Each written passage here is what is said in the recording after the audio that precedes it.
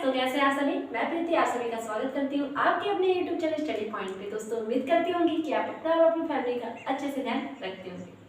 तो आज की इस वीडियो में आज हम लोग देखेंगे एक्सप्रेशन से रिलेटेड। सबसे पहले आज क्लास 12 की जो हिंदी की एग्जाम थी, आई होप कि आप लोग बहुत ही अच्छा अपना एग्जाम दिए होंगे, आप लोगों के लिए बेस्ट होगा और आपके मार्क्स भी बहुत अच्छे बने।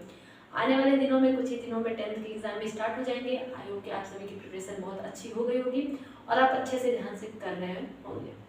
ऑल द बेस्ट गाइस कि आपके आने वाले एग्जाम जितने भी हैं आप सभी के बहुत ही अच्छे जाए।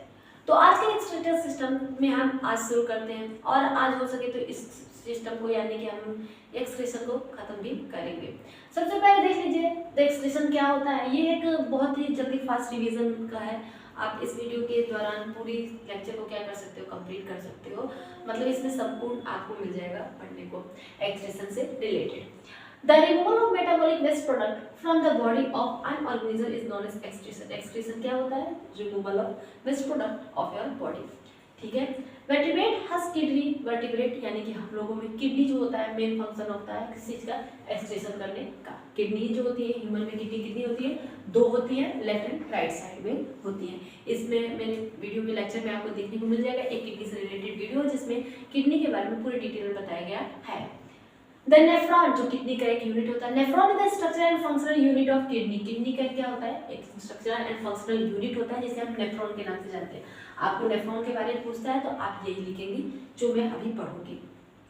It consist of the Malpighian corpus, proximal convoluted tubules, loops of Henle या Henle's loop and distal convoluted tubules. आपको ये सब लिख देना है कि जो हमारा नेफ्रॉन होता है वो किन चीजों से मिलकर बना होता है? मेलपिगियन कार्पस से और प्रॉक्सिमल कन्वोल्यूटेड ट्यूब्यूल्स से एंड लूप ऑफ हैनले से और डिस्टल कन्वोल्यूटेड से मिलकर बना होता है। कौन? नेफ्रॉन। नेफ्रॉन क्या होता है? Structure and functional unit of kidney. Kidney की एक स्ट्रक्चर एंड फंक्शनल यूनिट होती है।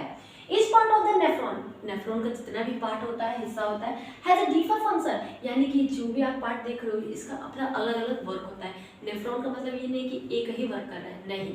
नेफ्रॉन का जितना पार्ट होता है उसका अपना अलग अलग फंक्शन होता है यानी कि different function. The function include filtration, भी किसी में फिल्ट्रेशन होता है, रीअब्जॉर्प्शन होता है एंड सिक्रीशन होता है।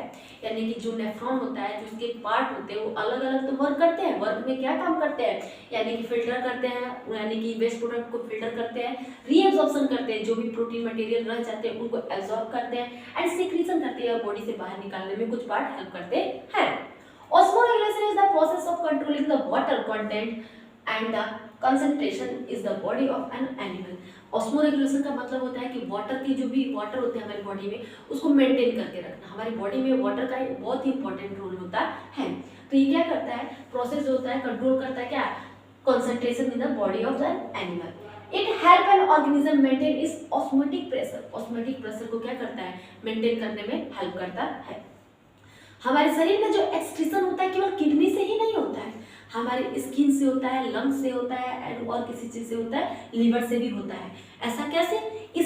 स्किन जो होती है स्वीट ग्लैंड यानी कि पसीने वाली ग्रंथियां होती हैं। हमारे बॉडी में जितने भी स्वीट ग्लैंड होते हैं वो हमारे बॉडी से क्या करते हैं? एक्स्ट्रा वाटर को बाहर निकालने में हेल्प करती है। लीवर जो आप जानते हो जो कि वो हमारा बाइल जो जूस होता है, बाइल डक्ट बनता है, बाइल जूस होते हैं उसको सीक्रेट करने में हेल्प करता है। लास्ट में बात करेंगे कि लंग्स से मैम कैसे एक्सक्रीशन होता है? लंग्स के माध्यम से हम CO2 कार्बन डाइऑक्साइड को अपनी बॉडी से बाहर करते हैं। ठीक है, तो इतना देखिए। अभी इसके बाद आइए देखते हैं structure and function of nephron के बारे में। यानी कि इससे पहले भी हम लोग इसके हल्का फुल्का देख लिया, लेकिन अब इसके बारे में हम जानते हैं कि ये एक्चुअली में होता क्या है। A nephron consists of a long coiled tubule। जो नेफ्रॉन हमारा होता है वो लॉन्ग कॉइल्ड यानी कि मुड़ा हुआ एक ट्यूब लाइक स्ट्रक्चर होता है and the Malpighian corpus. The tubule of the nephron is differentiated into the proximal, देखिए नाम है आपको याद रखना है, proximal convoluted tubules, Henle's loop and distal loops। ये जितने भी नेम लिखे हुए फिगर मैंने बना रखा है इस फिगर में आपको देखने को मिल जाएगा कि ये हमारा पार्ट होता है किसका? नेफ्रॉन का। नेफ्रॉन का जो भी नाम ले रही हूँ ना पार्ट होता है। इसमें कुछ ऐसी कुछ चीजें भी नहीं लिखी जो आपको समझ में नहीं आएंगे। आपने ये फर्स्ट रिवीजन हो रहा है, तो इसका मतलब आपने कभी ना कभी ये पढ़ा होगा। तो इसमें क्या हम बता रही हूँ कि जो नेफ्रॉन होता है वो कॉइल्ड ट्यूब लाइक स्ट्रक्चर होता है, ट्यूब लाइक स्ट्रक्चर है, बाकी कॉइल्ड है, मतलब बहुत ही मुड़ा हुआ। देखिए इस स्ट्रक्चर को देखकर आपको कॉइल्ड लाइक स्ट्रक्चर नहीं दिख रहा है कि मुड़ा हुआ बहुत सारे स्ट्रक्चर दिख रहे हैं, ठीक है। तो ये किससे बनता है, प्रॉक्सिमल कन्वोल्यूटेड ट्यूब्यूल्स होता है, हेलस लूप होता है, एंड डिस्टल ट्यूब्यूल्स होता है। The distal tubule open into collective duct. देखिए जो डिस्टल कन्वोल्यूटेड ट्यूब्यूल्स होता है वो कहाँ पे खुल रहा है, कलेक्टिव डक्ट में खुल रहा है, कलेक्टिव डक्ट में खुल रहा है, यानी कि ये जो पार्ट होता है इस पार्ट में ओपन होता है। अट द प्रॉक्सिमल एंड, जो प्रॉक्सिमल एंड होता है यानी कि ये पार्ट बोला जा रहा है, प्रॉक्सिमल मतलब ऊपर का जो हिस्सा होता है उसको बोलते हैं फर्स्ट पॉइंट।